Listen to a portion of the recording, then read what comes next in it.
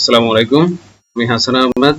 ID 1902073, registration number 08779। আমার project title ছিল satearsi.com e-commerce site, যেটাকে আমরা অ্যাপ ভার্সনে কনভার্ট করব। তো আমার এখানে টেকনোলজি হিসেবে ইউজ করা হয়েছে ফ্লাটার, আর ডেটাবেস হিসেবে আমরা যেটা ব্যবহার করেছি এখানে সেটা হচ্ছে মাইএসকিউএল। আর আমি যদি আমার গ্যান্ট চার্টটা দেখাই, এখানে আমার প্রজেক্ট টাইমলাইনটা, তাহলে সেটা হচ্ছে প্রায় 10 উইক আমার এই প্রজেক্টের ডিউরেশনটা ছিল, যেটাকে আমরা ডেটে কনভার্ট করলে 70 দিন পর্যন্ত যেতে পারে। আর আমার এখানে 60টা ভাগে বা 60টা স্টেপে এই কাজগুলো করা হয়েছে। এখন আমার প্রজেক্টের মেইনলি দুইটা ভার্সন, একটা হচ্ছে ওয়েব ভার্সন আর একটা হচ্ছে অ্যাপস ভার্সন। ওয়েব ভার্সন আমার অ্যাডমিনের জন্য ডিজাইন করা, আর অ্যাপস ভার্সন হচ্ছে ইউজারের জন্য ডিজাইন করা। সো প্রথমে যদি আমরা admin section, that means web ভার্সনে যাই, তাহলে আমার লগ ইন করলে আমরা প্রথমে যে পেজটা পাবো সেটা হচ্ছে হোম পেজ। আর হোম পেজে আমার প্রথমেই যে অ্যাডমিন, ওনার প্রোফাইলটা দেখাবে। চাইলে আমরা এখানে আপডেট করতে পারবো প্রোফাইলটা, আপডেট করে ইমেল নেম বা আমাদের পাসওয়ার্ড ওইটাকে আপডেট করে নেওয়া যাবে এখান থেকে। তারপরে আমরা ড্যাশবোর্ডে যেতে পারবো। ড্যাশবোর্ডে আমার কয়টা অর্ডার হয়েছে, আজকে কয়টা প্রসেস হয়েছে, টোটাল অর্ডার কয়টা ছিল ওইটা দেখা যাবে।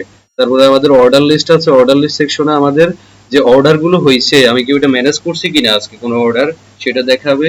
আর প্রোডাক্ট অপশনে আমি চাইলে একটা প্রোডাক্ট অ্যাড করতে পারবো, এবং আমার যেই প্রোডাক্টগুলো অ্যাড করা হয়েছে অলরেডি সেগুলো লিস্ট দেখতে পারবো। এবং এখান থেকে যেই প্রোডাক্টগুলো অলরেডি আমার এখানে লিস্ট করা হয়েছে সেগুলোকে আমি চাইলে এডিট করতে পারবো।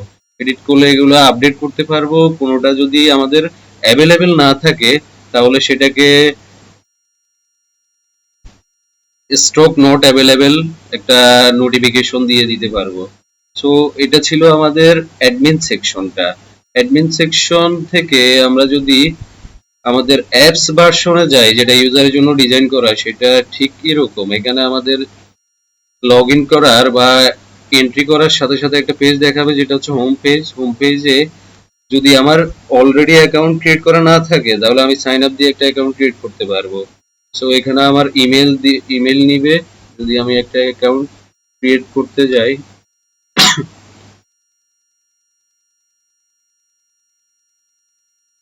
পাসওয়ার্ড চাচ্ছে। পাসওয়ার্ড হতে হবে অ্যাটলিস্ট 10 ক্যারেক্টারের। তো পাসওয়ার্ডটা দেওয়া হচ্ছে।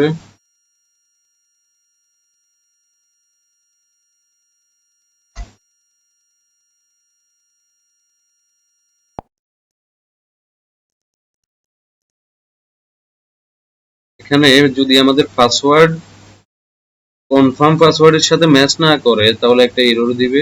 সেটা এখানে দেখানো হচ্ছে, যেটাকে অথেন্টিকেশন বলি আমরা। তো আমার যখন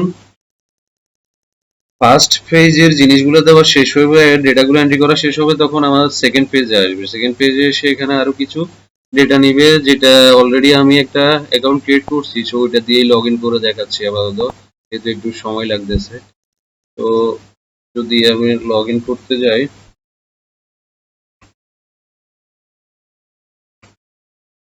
ইমেল লাগবে আর আমাদের পাসওয়ার্ড লাগবে অলরেডি, যেটা দিয়ে আমরা অ্যাকাউন্ট ক্রিয়েট করেছি।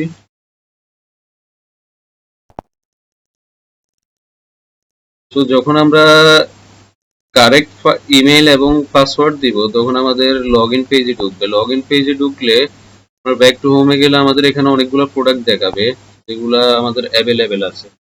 সো এই অ্যাভেলেবেল গুলো প্রোডাক্ট থেকে আমরা চাইলে একটা প্রোডাক্ট কার্টে অ্যাড করতে পারি। কার্টে অ্যাড করলে আমাদের যেহেতু আগে আরেকটা কার্টে অ্যাড করা ছিল, সো দুইটা কার্টে দেখাচ্ছে। এখন চাইলে আমরা এটাকে চেক আউট করে অর্ডার কনফার্ম করতে পারবো। সো এটার জন্য আমি যে ডেটাবেসটা ইউজ করেছি সেটা হচ্ছে মাইএসকিউএল। সেটা যদি দেখাই, এটা হচ্ছে আমার মাইএসকিউএল ডেটাবেসের স্কিমা ডায়াগ্রামটা। এখানে 12টা টেবিল আছে, যেটা একটার সাথে একটা সম্পর্কিত। আর আমাদের প্রজেক্টটা যেখানে হোস্ট করা হয়েছে সেটা হচ্ছে বিডিএফস। বিডিএফস এ যদি আমরা যাই, তাহলে লগ ইন করলে আমাদের অ্যাপস যে সাবমিট করা হয়েছে সেটার অপশন দেখাবে, যদিও এখনো ওরা এটাকে অথরাইজড করে নাই বা পাবলিশড করে নাই, লাইভে আসে নাই, একটু সময় নিবে। তো এটা হচ্ছে আমার অ্যাপসটা যেটা আমি বিডি অ্যাপসে ক্রিয়েট করছি।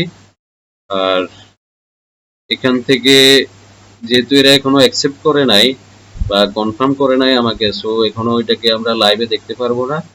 কনফার্ম করলে ওইটা লাইভে দেখা যাবে। তো এটাই ছিল আমার প্রজেক্টের ওভারভিউ। Thank you.